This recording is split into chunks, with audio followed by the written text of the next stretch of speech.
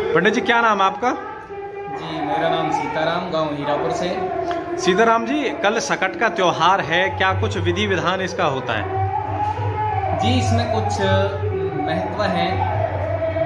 मुहूर्त तो नहीं होते, लेकिन महत्व होता है क्यों सकट मनाई जाती है। सकट गणेश जी का व्रत माना जाता है। सभी माताएं बहनें तीज में इस व्रत को रखती हैं और चौथ के दिन इस व्रत को खोलती हैं।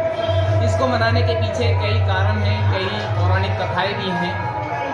इसमें गरीबी को दूर करने के लिए भी सकट चौथ का व्रत करते हैं और अनेक माताएं बहनें अपनी संतान की लंबी आयु के लिए भी इस व्रत को करती हैं। इस व्रत के पीछे सकट चौथ की कथा भी है, जिसमें बताया जाता है कि देवरानी और जेठानी होती है। जेठानी के पास में काफी पैसा होता है, देवरानी के पास में कुछ नहीं होता। देवरानी का जेठानी का जो देवर है वो जंगल में लकड़ियां काटने के लिए जाता है और देवरानी अपनी जेठानी के पास में काम करती है 2 रोटी लेने के लिए कि उसका भोजन उसे मिल जाता है रोजाना के लिए। अब सकट चौथ आ जाती है, उस दिन उसकी जेठानी के घर में भोजन नहीं बनता है तो वह मना कर देती है भोजन देने के लिए भी।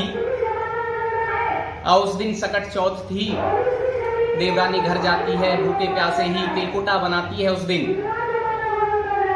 तिलकुटा बनाने के बाद बच्चों को खिला देती है। बच्चा कुचा जो भी होता है उसे रख देती है। चिंता में कुछ भी नहीं खाती पीती है, घर में कुछ भी नहीं होता, बिना अन्न के ही सो जाती है।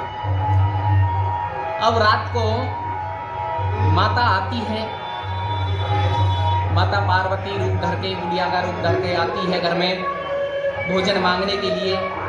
भोजन कुछ नहीं होता, जो पूजा का तिलकुटा रखा होता है उसे ही दे देती है।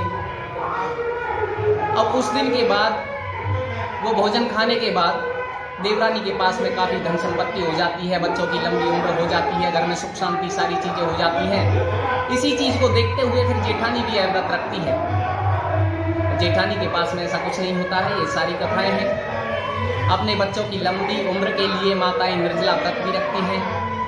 शाम को तिलकुटा बनाती हैं, चंद्रमा को अर्घ देकर के सकट चौथ का व्रत और पूजन करती हैं। यही सारी महत्वताएं हैं इसमें।